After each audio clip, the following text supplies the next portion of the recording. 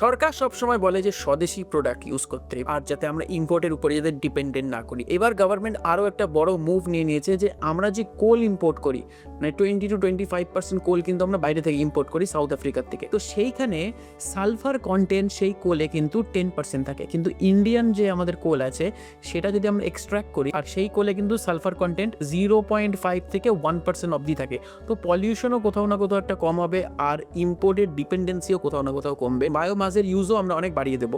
দেখুন, এবার অনেকের মনে কোশ্চেন আসতে পারে যে আমাদের কাছে উইন্ড এনার্জি আছে, সোলার এনার্জি আছে।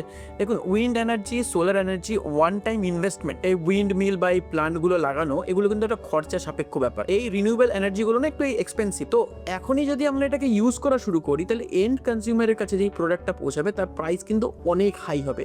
তো সেই কারণে আমরা এখন এইসব জায়গাতে এগুলো ইউজ করতে পারবো না। কিন্তু অ্যাটলিস্ট যদি আমরা কোলের ডিপেন্ডেন্সিও কমিয়ে দিই, তাহলে আমার মনে হয় কোথাও না কোথাও কিন্তু আমরা আত্মনির্ভর যে ব্যাপারটা আছে সেটা কিন্তু আমরা ধীরে ধীরে হলেও অ্যাচিভ করব।